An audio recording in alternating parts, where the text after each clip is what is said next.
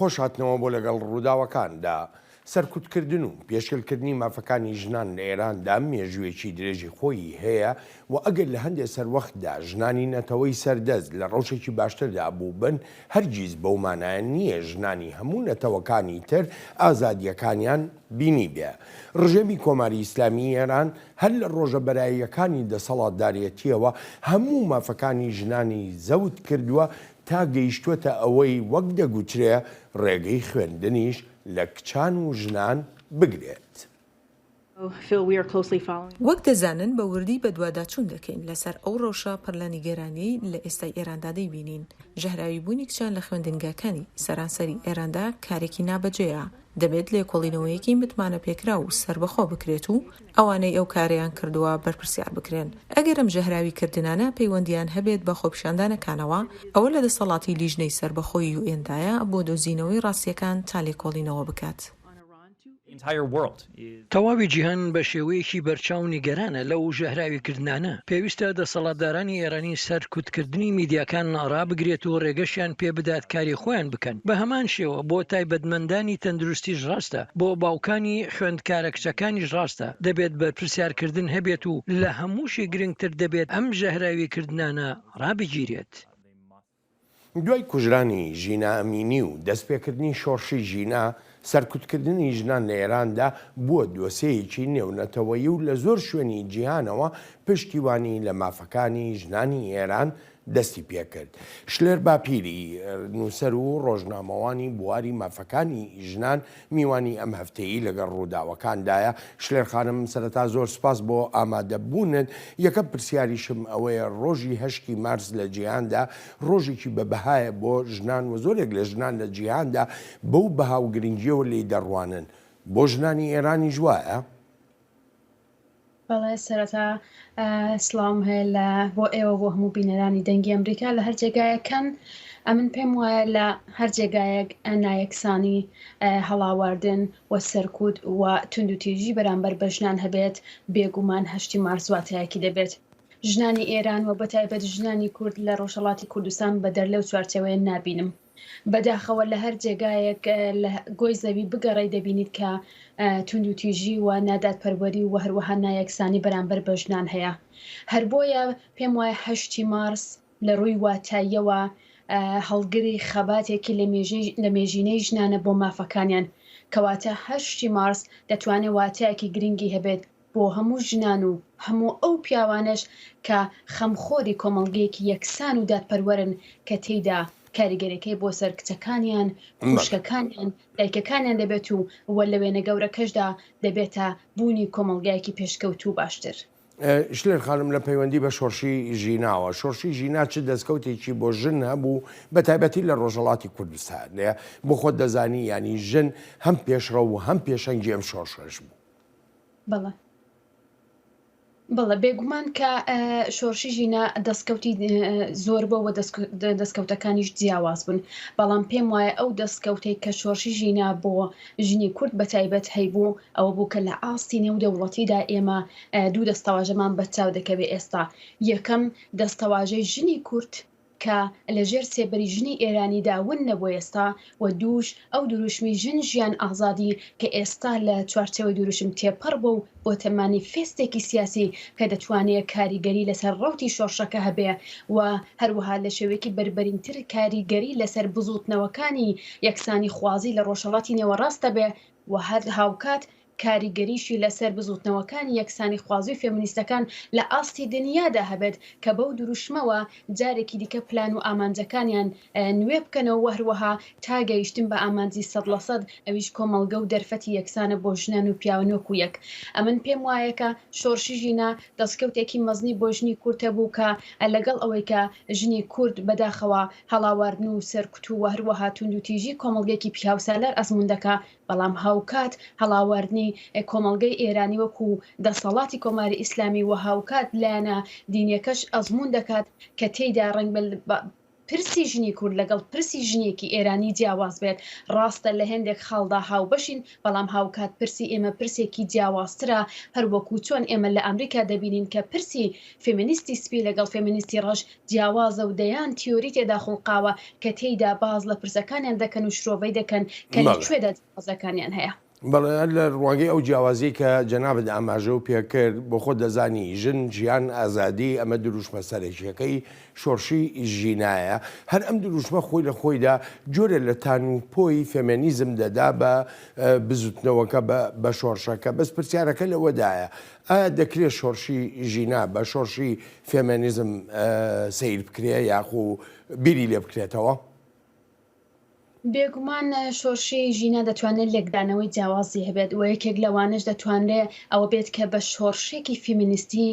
لە سەردەمی نوێدا پێناسە بکرێت بۆ شۆرشێکی فیمینیستی لەبەر ئەوەی کە تێیدا ژنان پێشڕەو بوون لەبەر ئەوەی کە تێیدا ژنان بوون لە گۆڕستانی ئاچی سەقسەوە لە جێگایەکە هیواکان دەمرێت لەوێدا شۆرشێک لەدایک دەبێت کە ژنان لە کاتێکدا 4 ساڵەی سەرکوت و هەڵاوەردنەکانی کۆماری ئیسلامی ئەزمون دەکەن بەڵام تێیدا سەرپۆشەکانیان لا دەبەن و هاوکاتیش پیاوان هاوشان لەگەڵ ئەوان دروشمەکان دەڵێنەوە و شەقامەکان بەجێ ناهێڵن و شان بەشان یەکتر کار دەکەن بۆیە من پێم وایە شۆرشی ژینە هاوکات دەتوانێت هەڵگری پێناسەیەکی شۆرشی فیمینیستی بربەرین بێ بۆ ئەوەی کە دەتوانێت دواتر ببێت بە شۆرشێکی فیمینیستی لە ڕۆژهەڵاتی نێوەڕاست کە سیمبولەکەی لە شۆرشی ژیناوە هەسەر هەڵدەدات و تێشیدا بۆ ئامانجی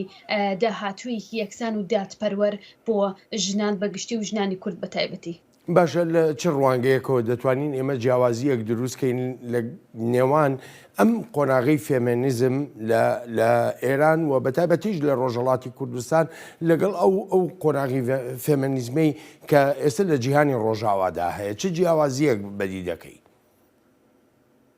من پێم وایە کە جیاوازەکان هەر زۆرن و بە قەولی کوردی دەڵم عەرزتە ئاسمانن بۆ لەبەر ئەوەی ئێمە لە ڕۆژهەڵاتی کوردستان لە چوارچێوەی کۆمەڵگەیەکی دەسەڵاتێکی دیکتاتۆریدا هەیە و داگیرکراوە کەەوە پێم وایە شۆرش و خەبات لەو قۆناغەدا جیاوازی هەیە لەگەڵ وڵاتانی ئوروپا کە تێیدا حکوومەتەکان حکوومەتێکی دموکراتن کە تێیدا یاساکان یاسای دموکراتن کە تێیدا ئەگەرچی یاساکان لە سەدا سەد هەموو مافەکانی تاکی وەک ژن لەبەر چاو نەگیرەوە بەڵام دیسانیش هەوڵ دراوە کە تا سەدا هەشتا لە وڵاتانی وەکو سکەندیناوی دەبینم کە ئامانجەکانە بپێکن بۆیە من جیاوازێکی زۆر دەبینم بەڵام دەتوانم بڵێم کە فیمینیزمی ڕۆژ ئاوا دەتوانێت هیوایەک بێت بۆ ئێمە کە ئەوانیش 100 ساڵ لەمەوبەر دقیقەن هەمان ئەو خەباتیان کردو پێیدا تێپەڕێوین کەمە ئێستا لە سەردەمێکی نوێدا هەوڵی بۆ دەدەین و پێیدا تێدەپەڕین و هاوکات دەشمان هەیە بە ئامانجی بگەێنین بەڵام لە داهاتووکی زۆر دوورنا بەڵکو هاوتەریب لەگەڵ پرسەنەتەوەی یەکەمان هاوتەریب لەگەڵ پرسە سیاسیەکانی دیکە و هاوتەریب لەگەڵ ئەو دۆخەی کە ئێستا لە ئێران و ڕۆژهەڵاتی کوردستان ڕوودەدات. شلێر خانم دێمە سەر بابەتێکی تر ئەلبەتە ئەوەی کە نوکوڵی لێ ناکرێ ئەوەیە کە ڕژێمی کۆماری ئیسلامی ئێران بە هەموو شێوەیەک مافەکانی ژنانی لە ئێراندا پێشێل کردووە یعنی تەنانەت جۆرێک لە ترس ئەوەی کە پێی دەگوترێ فۆبیا لە کەسایەتی ئاینەکانیش دروست بۆ بەهۆی ئەو سەرکوتکردنانەوە لەم ماوەی ڕابردوودا دیارگەیەک بەدی دەکرێ ئەوی ژەهراویکردنی خوێندکارانی کچ و ژنانن لە خوێندنگەکانی ئێراندا شرۆڤەی تۆ چییە بۆ ئەم دیارگەیە؟ بڵێ سەرەتا زۆر بەداخەوە بۆ ڕووداوانەیە کە ئێستا بۆ ئەو قوتابیانە لە قوتابخانە جیاوازەکانی ڕۆژهەڵاتی کوردستان و ئێران ڕوودەدا ئەمن پێم وایە ئەوە یەکێک لە کارتە سوتاوەکانی دیکەی کۆماری ئیسلامی کە لە ماوەی شۆرشی ژینادا زۆر کارتی جیاوازی بەکارهێنا بۆ ئەوەی کە ڕەوتی شۆرشەکە بگۆڕێت بۆ ئەوەی کە شۆرشەکە کرد بکرێت ئێستاش لەو کارتە تازەیدا ژەهراویکردنی قوتابیان و هەروەها بە شێوەی جیاواز قوتابخانەکانە بۆ ئەوەی کە ئاراستەکان و زوومەکان بە جێگایەکی دیکەدا بدا بەڵام ناتوانێت و لە بیرمان بێت ئەم پێم وایە لە کارنامەی کۆماری ئیسلامیدا و لە هاتنە سەرکار و لە یەکەم 8 مارسی هاتنە سەرکاری کۆماری ئیسلامیدا لەوێدا مانیفێستی کۆماری ئیسلامی دیش بە ژنان نووسراوەتەوە لەوێدا کارنامەکەی دیش بە ژنان نووسراوەتەوە تا ئەو ڕۆژ هاتووە کە لە دوایین کاریدا ژەهراویکردنی کچانە بۆ ئەوەی کە جارێکی دیکە ئەمن پێم وایە کۆماری ئیسلامی خوێندنەوەکەی ئەوە بۆ ژنان کە کاتێک کۆمەڵگەیەک ژنەکانی تێدا دواکەوتو بن ژنەکان دەرفەتی هۆشیاربوون و پێشکەوتن و خوێندنیان نەبێت دەزانێت دەتوانێت کۆمەڵگەیەکی دواکەوتونە هۆشیار بێت و بۆیش دەهێوێت ئەو کارە بکات کە جارێکی دیکە لە وەکو تعریفەکانی خۆی ژنان لە ڕێگا بۆ قوتابخانەکان بگرێت کە دەتوانێت هۆشیارێک و هەروەها پێشکەوتنێکی دیکە بۆ ژنا بێت ئەمن پێم وایە ئەو ئیلهامیان بە جۆرێک لە دەسەڵاتی تاڵابانەوە کە خۆشیان زۆر لە سیستمەکان لە سیستمی ئەوان دوور نییە پەیڕەو کردە بۆی کە بزانن دەتوان تێدا سەرکەوتو بنیاننا بەڵام لە 8 مارسی 1970 تا ئێستا کۆماری ئیسلامی بە شێوەی جیاواز هەوڵی داوە کە ژنان دواکەوتو بن ژنان قەتیس بکەنەوە ژنان لە تعریفی ماڵدا بن بەڵام لە هیچ کام لەوانەدا سەرکەوتو نەبن هەر بۆیە دیتمان لە قۆناغی جیاوازدا ژنان چالاک بوون و بە خەباتی مەدەنی چالاکیان کردەوە ڕیشەی خەباتی مەدەنیان قەوی کردووە تا گەیشت بە ئەو کە شۆڕشی ژینە تێیدا ژنانی کورد چڵە پۆپەی ئەو شۆڕشیان لێداوە و بەردەوامیشە. ئێمە لە بەردەم دوو ڕای زۆر جیاوازداین شلێر خانم کۆماری ئیسلامی ئێران دەڵێ دەستی دەرەکی لە پشتی ئەم ژاراویکردنانەوە هەیە هەرچی وڵاتانی تریشن بە گومانێکی ئێجگار زۆرەوە سەیری ئەو دیاردەیە دەکەن هەتا ئێستا لە ناو ئێراندا بەگشتی و لە ڕۆژەڵاتیش بە تایبەتی ینی هەوڵێک دراوە کە بتوانرێت بیسەلمێنێ کێ لە پشت ئەم ژاراویکردنەوەیە؟ ڕنگ بێ زەحمەت بێت کە ئینسان ئێستا بڕیار بدات کە بڵێ ئایا شێوەی ئەو پلانی ژەهراویکردنەوە ئەو ڕووداوانەی کە لە دوایدا ڕووداوە چۆنە بەڵام بە دڵنیاییەوە ئەوەی کە کۆماری ئیسلامی هەمیشە کێشەکانی نێو ئێران دەخاتە سەر ئۆستۆی دەرەوەی ئێران شتێکی تازە نییە لە هەر ڕووداوێک کە ڕوودەدات بێگومان دەڵێت کە دەستی دەرەکی لەسرە بۆ ئەوەی کە ڕەوتی ڕووداوەکان لە نێوخۆ بە جۆرێک بگات کە ئەو ئاستا ئەو نێوی ئێرانی بوون و یاخود وڵات وەکو ئێران پێی وابێ نیشامدا کە لەژێر هەڕەشەی وڵاتانی دەرەوە داودیان هەوێ ئێران پشێوێنن بۆیە ئەو دیدگایە و یاخود ئەو باسە بۆ من شتێکی تازانێ بۆ هیچ کام لە کەسانی وەکو منیش دڵنیام شتێکی تازە نیە و جێگەل لە بەخۆشحاڵیەوە ئەوەیە کە کەسیش باوەڕی پێناکە بۆیە هەموو دەزانن کە ئەوە یەکەم کاری کۆماری ئیسلامی نیە بەڵکو کارنامەی کۆماری ئیسلامی کارنامەیەکی دژە مرۆڤیە تۆ لە سێدارەدان و کوشتن و هەروەها زیندانیەکان و وە شێوەی جیاوازی دیکەوە بگرە تا دەگاتە ئەو